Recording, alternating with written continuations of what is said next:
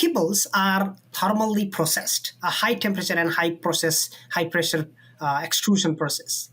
That means whatever pathogens, bacteria, virus, likely even funguses, those are in the raw ingredients, they tend to be killed within that high thermal and pressure extrusion process.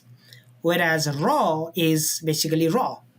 They are not, there is no any what we call established killing step, pathogen killing step, not any antimicrobials, not any thermally processed. So that's what raw is. They are fed raw.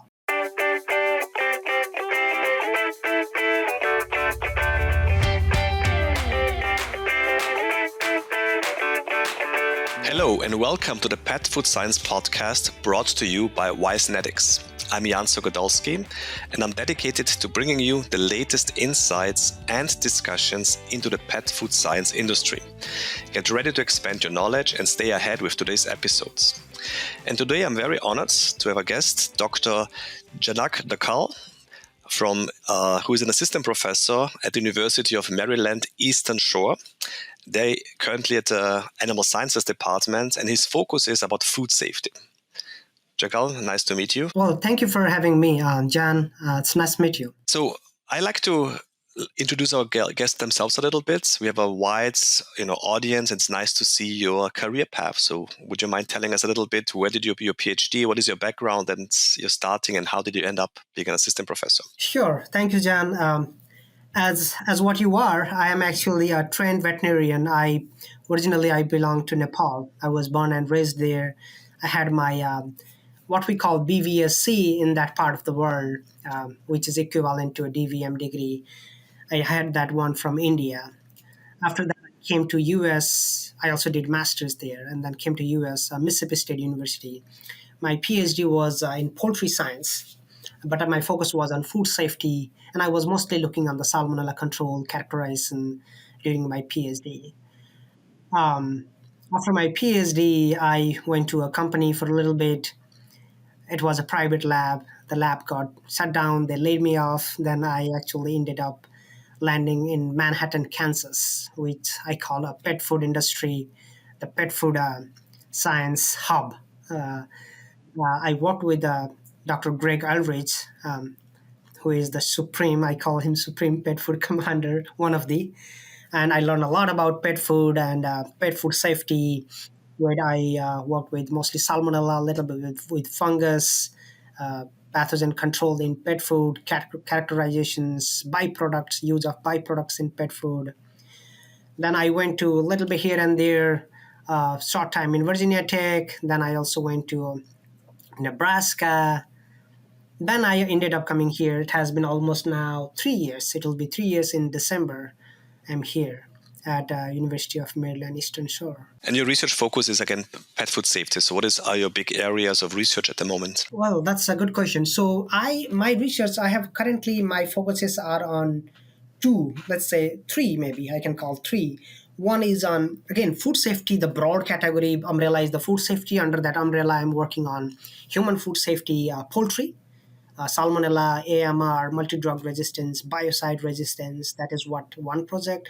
And another main project I have is that is a recent USDA-funded project, USDA-CBG funded project is on pet food safety, Salmonella, focusing on Salmonella, mostly bacteria. And I also have another project from DOE where we are looking on membranes, ethanol distillation process to enhance and save energy, utilize the waste heat using the membrane technology. I'm a co-PI on that project. So yeah, these are a few my research areas currently I'm working on. So pet food safety, obviously a big, important thing and probably underappreciated more, or we appreciate more and more. So you're focusing on raw pet food to some degree, correct? And I know that and we're going to come back to this one in a second, especially focusing on avian influenza virus. Right. So Jan, when we talk about pet food safety, my research is broadly on pet food safety as a whole. I'm the raw kibbles, which are extruded, which are thermally processed, and others like treats and cans also as a whole. The sub-umbrella is as a whole, all of them. What is the major difference between kibble and raw when it comes to safety, pet food safety? Well, that's a great question, Jan. So the kibbles are thermally processed, a high temperature and high pressure extrusion process. That means whatever pathogens, bacteria, virus, likely even funguses, those are in the raw ingredients, they tend to be killed within that high thermal and pressure extrusion process. Whereas raw is basically raw. They are not, there is no any what we call established killing step, pathogen killing step, not any antimicrobials, not any thermally processed. So that's what raw is. They are fed raw. So that makes a big risk, obviously, right? So I know that you have recently published a paper about avian influenza, which is kind of something that we always think about Salmonella, Campylobacter, but we didn't really think about the avian influenza. Want to tell us a little bit more about how did you come up with the idea looking for those in pet food and what that results? So, Jan, again, coming back to pet food. So, pet food safety, there has been the pet food safety is a concern, and it is an emerging topic. But the most concerned one were the bacterias, and that too, Salmonella was, as you mentioned. Salmonella is the major culprit, and most of the focuses are on controlling Salmonella, to some extent molds also, because we store pet food over long time, unlike human foods. But recently, since 2024, late 2024 and 2025, beginning of 2025, this virus, which we call highly pathogenic avian influenza H5N1, they entered the pet food system. So that's why this became a hot topic. And if you look on the statistics side, like over 86 million households in the US, they have at least one pet. And the pet food market is a big market, over $50 billion market in the US. And with this, what we need to understand is the raw pet food. Raw pet food market is increasing. For some reason, pet owners, what we call consumer, the pet owners, they believe that it is not scientifically proven, but they have this notion that, hey, maybe if we feed raw diet to their pets, pet become more like a wilderly instinct, like a fox, a tiger, they are that kind of instinct, and they become more vigor, more healthy, more wilderly things. So they tend to feed this.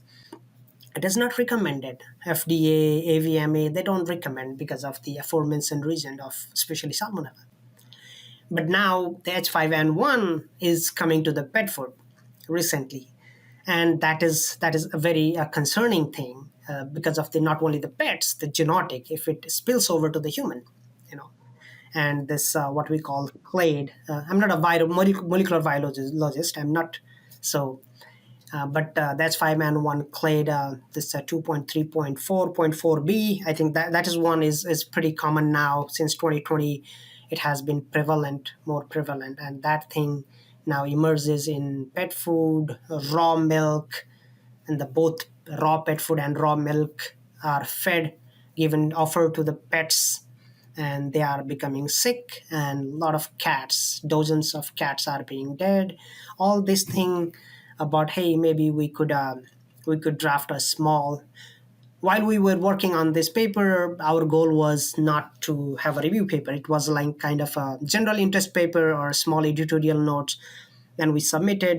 Then one of the reviewers said, "Hey, why about you extend this? Why don't you extend this to be a comprehensive review? That would be a nice." They said, "Well, maybe then let's try." Then our team, actually, we ended up writing a review paper covering most of the major topics on raw pet food, raw milk, pets, pet health, etc. So how does actually raw pet food get contaminated with H5N1? I'm just curious. Right, right. So when you look at the raw, so what is raw pet food? Raw diets are mostly when the meat ingredients are raw, like chicken, beef, dog, rabbit, veals, venison, all these raw meat. So these raw meats are there, and when we look at the raw diet increase, there are a couple of studies or reports which says, some of them they said between 10 to 30% of the pet owners they feed raw diet. So one study has shown even like a hoofing, like up to 60% of the pet owners they claim that they feed raw diet. And these raw diets are not treated with any antimicrobials, any pressure steps, or any thermal kill step. That means whatever they're in the original meat, they tend to pass. And when you look on the other side, the chicken, the like 60 to 80% of the raw diet, they are composed of the chicken, poultry, in one way or other way, poultry products or byproducts. The poultry will include both turkey as well as the chicken. And we know this H5N1 is there. It comes, it goes, the outbreaks are like on and off. And if a poultry flock is infected with H5N1, especially when like H5N1, this avian influenza, they have short incubation period. But sometime if the infection, the flock has caught the infection in like within 3 to 5 days of before the shipment to the slaughter, those flocks tend to be carrier, and that's 5N1 from the bird go to the processing. Then the raw poultry go to the raw dog diet, raw cat diet, what we call pet food, raw pet food. And another important thing is the raw pet food is virus. They are pretty fragile at room temperature or outside temperature. But the raw diet, they are stored at a frozen temperature. So then they come to, once you serve to your pets through pet bowels, then they go to the pet. So in your review article, in your work, so how many percentage of those diets were positive, and did you also look at actually dogs and cats having it, so the transmission from the diet itself to the pet itself? Well, that's a very good question. So in our study, we ours was not like, because it was not a research paper, we did not do any prevalence study. But last 2024 and 2025 reports on raw diets, then the cats, mostly cats, we'll come to that point later. Mostly cats are getting infection from raw diets and raw milk. But there have been studies in the past. One was from University of Minnesota. I think it was published in 2024-25. They mentioned that like they did like 3,500 plus samples testing. They mentioned that around like 0.7% of raw pet food, 0.7% of the cats are this H5N1 is prevalent in 0.7% of the cats. So the cats itself, not just Cat itself. And also another study found that the H5N1 has been increasing like since 2020. It was a 20-year study from 2004 to 2024, I think. They have seen a steady increase and a little sharp increase between this 2023 and 2024, the prevalence of H5N1 in cats. And why are cats so more sensitive compared to dogs? Yeah, that's a very good question. So the reason could be, there could be, so what we need to know is both dogs and cats, they are susceptible to influenza virus, whether it is influenza A or H5N1 or S3N8, S3N2, all sort of influenza viruses. Just like we all know about COVID, SARS-CoV-2, the receptor S2 receptor it's a mainly a respiratory disease. So the receptors are there in the lungs, very prevalent. But the SARS-CoV-2, we knew that even by consumption of the contaminated food, we were very much afraid, and well, contaminated food could cause SARS-CoV-2. That is because that ACE2 receptor are present in our mouths also, upper palate, oropharyngeal area, and that's the reason. And these receptor for H5N1, which we call sialic receptor, 2,3-SIA, 2,3-sialic acid receptor, those receptors are also present in this oropharyngeal area. That's why potentially, theoretically, consumption of the diet which is contaminated could lead to infection. To your question on why cats are more, so the exact answer is not known. But there could be two reasons, possible reasons. One of them could be the behavior. When you look at the behavior of the cats are different than the dogs. They are more like playful, they are more outdoor things. So one is they are very much predatory. They like to hunt. They like to hunt the wild animals, wild dogs, rodents, and all those. In addition to that, cats, the outdoor cats, if they are around the poultry farms, any poultry, dead poultry, intentionally or unintentionally, if they are thrown out, or even the injured poultry, sometimes the escaped birds from the farm, they tend to catch and prey cats. And if those are infected with the bird flu H5N1, the cats, they tend to get it more easily than as compared to the dogs. Other thing is the raw milk. Recently, like the first outbreak was in I think March 2024, dairy cattle in the U.S. Now many states in the U.S. they have this. The raw milk, the cats are very common. The outdoor cats in barn or dairy farm, they are there for different reasons. One of them could be to control the rodents, right? So those cats, they very much consume the waste milk or spilled over milk, and the farmers, dairy workers, they tend to feed hay, sometime even directly from the milking parlor, they go and they consume. And as I mentioned, the dairy industry, the dairy farms are many states, dairy farms, they have H5N1 positive, and the cattle, they are not as severe as cats. So sometimes they go unnoticed or sometimes with mild symptoms, and they tend to secrete from milk. And when the cats, they drink those milk, they tend to get again. That is the behavioral part. So, and another one is now it is also suspected that maybe the receptor distribution is different in cats as compared to dogs. Um, Maybe there is a more concentrated receptor in the oropharyngeal area, or maybe it is something related with the immune system. So, but again, the summary is the exact reason is not yet known. And what is the transmission afterwards? Is that documented transmission between amongst animals or from cats or dog to human? Well, that's another good question, and so because it's a bird flu, so it was in the birds, right? Then it is now suspected that from birds it went to cattle somehow. Okay, cattle thing is very recent. Then from cattle, then it went to cat. That was one of the expected suspected pathway. There had been transmission of cat to cat and reported transmission. I'm calling it reported transmission from dairy animals to the cats, and some suspected transmission from human to cats. Okay, especially the dairy workers. There were some suspicion. There was a nice case study from Wisconsin where dairy farmers who work in the dairy farmer. There were case study, and they have cats at home. One study was the dairy farmer who worked in the dairy farm, and that dairy farm was potentially bird flu contaminated. The worker come to house, they don't change the dress, they don't wash themselves and go play with the cats. And another was the other way. And so there were they were suspecting that, hey, maybe these dairy farmers, they bring the H5N1 and give to the cat. So, but the good thing is there has not been a reported case of human H5N1 coming from dogs or cats.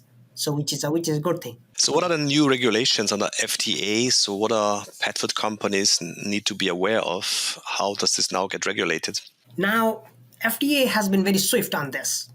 We usually believe that USDA, their regulations are very timely and more frequent things, but FDA had done a great job on this. And FDA, as soon as this thing come up, maybe before that, Jan, let me connect something, another point there, if you don't mind. Sure, of course. So what happened was there were at least 3 different outbreaks recalls from raw pet food that were reported or happened within this time frame. Those recalls were the raw pet food manufacturers. Their raw diet was in the market in Oregon, I think in Colorado as well, and one in California. Their raw diets were supposedly contaminated with H5N1, and they recalled the diet. The pet foods that caused a substantial brand reputation issue and cost issue also to those companies. And with this news coming, the FDA was very, very proactive, and FDA now have this regulation where the raw pet food manufacturers who are under FSMA. So FSMA, Food Safety Modernization Act, not all. Those are under the FSMA umbrella. Now they need to have H5N1 in their hazard analysis and implement suitable, what we call preventative measures. Okay, maybe if you want to go for, there are other techniques like irradiation, well, which is not very widely accepted, but high pressure pasteurization or any other treatments that can maintain the integrity of the raw and also keep the food safe. That is potentially because of the high genetic risk and high spillover chances also. So they have this regulation now. What steps could owners do and veterinarians to in educating of all the risks? Right, that's a very good thing that should be conveyed actually. So what is happening is the veterinarians role is very critical. First of all, FDA, I mentioned earlier, FDA, AVMA, American Veterinary Medical Association, they do not encourage, they do not recommend feeding raw diet to their pets. So veterinarians should communicate with their clients, hey, these are the pros and cons. The pros are, again, not scientifically verified. Okay, so these are the cons and some limitations with the raw diet, coming, from Salmonella until S5N1. Hey, these are the chances that you need to take care of. And another is cats. Whenever any cats are coming with some respiratory sign, maybe some neurological sign to the clinic, and with a history of being outdoor, near to the poultry farm, near to the ponds, lakes, then they need to be alerted. Hey, hold on. Should we put some proper PPE, and should we consider a risk, when handling those, and also make the owner aware about, hey, these are the things that you need to be looking for. And owners tend to believe more communication from veterinarians than do from the researchers or papers. So they have a very critical role on communicating these things to the owner, and if they suspect, then reporting this thing to the higher authority, state authority or the county authority on a timely manner is another thing that veterinarians could do. Now going to the owner side, again, owners need to weigh between the benefits and the limitations of feeding raw diet. So another factor is, in our household, the pets are very much loved. What we call the humanization of the pets. We hug, we kiss, we hold. They go to our bed, couch, kitchen, everywhere. They are humanized. We treat them as a baby, not as an animal. So who are the more susceptible group? Kids, infants, elderlies. If you see, I don't have the report for S5N1 on what age group, because they had not come to the human yet. But if you look on the Salmonella side, Jan, most of the Salmonella outbreaks coming from pet food or the pets are infants and elderlies. Very high number in infants and elderlies because of their immunocompromised status. So pet owners need to know this. Not only the pets, cats, especially when H5N1 comes, the owners are at risk. So raw diet restriction or limitations, or wider knowledge on pet food side, raw pet food diet. Then others are, have your cats, and especially cats again. If there are outdoor cats, limit them.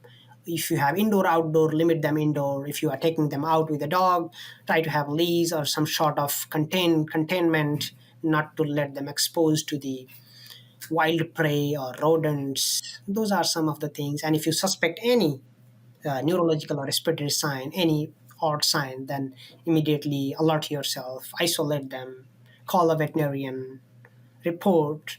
I think those are the things they could do. It's time for our famous three. 84 million times a day, pets eat meals with ingredients from Trow Nutrition.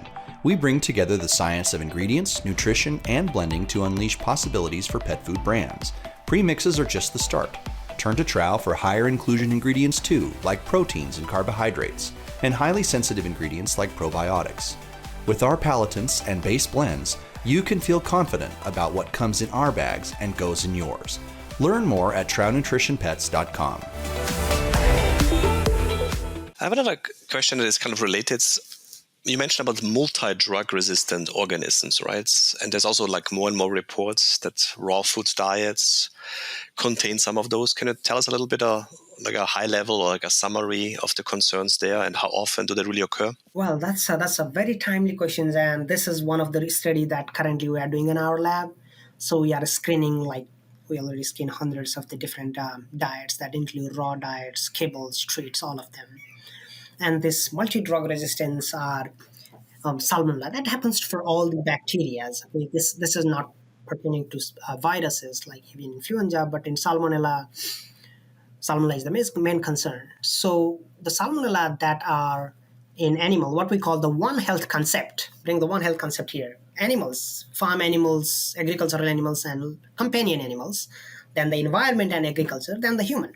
So all these are very much interconnected.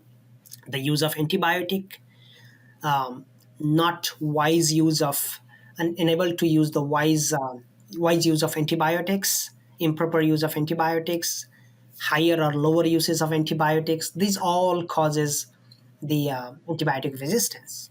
Basically, these bacteria, they are resistant, and if they are resistant to multi antibiotics, then we call multiple antibiotics or multi drug resistance. If they are resistant to almost all, then we call pan resistance also. So what we have seen is the raw pet food or the dry kibble pet food that we are screening. We are seeing some of them are even resistant to colistin, the last line of clinical antibiotics, which is a little concerning. Those kind of pathogens, they are present in raw pet food, or some of them are in kibbles also.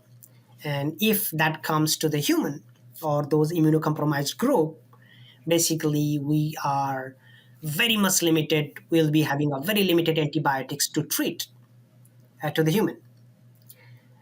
And again, back to salmonella, these cats and dogs, their infectious dose is a little higher than human, so they don't usually show up signs. So when we think our dogs or cats, they are healthy, they may be the carriers. They are carriers. And just imagine this: when you are feeding raw diet to the dog, and we don't wipe the mouth, right? Or they clean their mouths, then after that they come and lick you. See, like your kids, infants. That's a fear also. So what's the prevalence of that? And you also mentioned raw food, but you can also find it sometimes in kibble diets or dry food too. Right.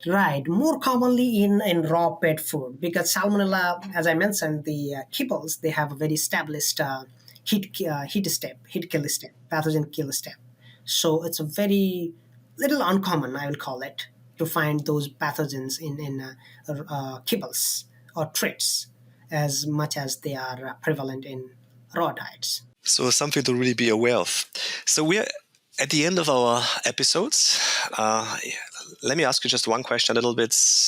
We always ask our guests if you can mention a book that is like one of your favorite books that kind of in your area of expertise, right?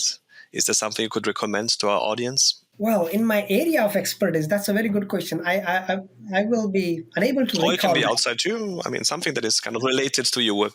Yeah, I don't want to have the audience, give my textbook and start explaining them.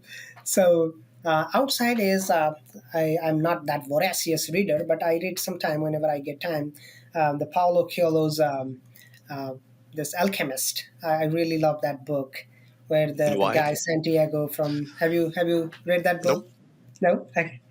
Yeah, me, I read very less other than my text, but that is one of the nice book that I like to mention, where the guy Santiago from Spain, he went to find his dream treasure, the hidden treasure, which he was dreaming in Egyptian pyramid, and there were many obstacles. He found a beautiful girl, he fell in love. She tried to stop him going and marrying and settle down, but there were other obstacles also, but he was never stopping. He tried to achieve his goal.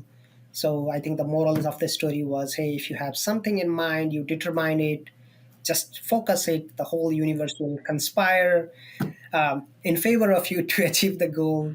that was a nice story I read like a few years ago. Beautiful, more of the story. So thank you so much, Dr. Janak Dhakal. And that concludes another episode of the Pet Food Science Podcast, presented to you by Wisenetics. Thank you for joining us today. Don't forget to subscribe to our podcast to stay updated on future episodes.